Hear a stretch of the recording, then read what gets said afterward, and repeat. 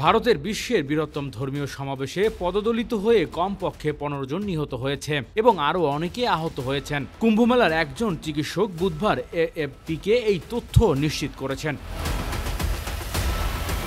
ভারতীয় ধর্মীয় উৎসবের একটি বপৈদলিত নিহত সৃষ্ট হল জনতার হুড়োহুড়ি। ভক্তদের অভূতপূর্ব ভিড়ের কারণে কুম্ভমেলায় সর্বশেষ এ ঘটনার আগেই আরও ভয়াবহ ঘটনার রেকর্ড রয়েছে।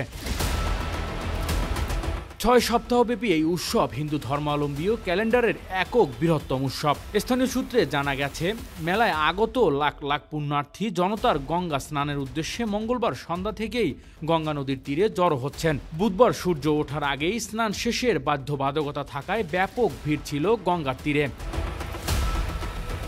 নাম প্রকাশ না করা সত্ত্বে প্রয়াগরাজের উৎসবস্থলের একজন চিকিৎসক বলেন, এখন পর্যন্ত কমপক্ষে ১৫ জনের মৃত্যু নিশ্চিত করা হয়েছে।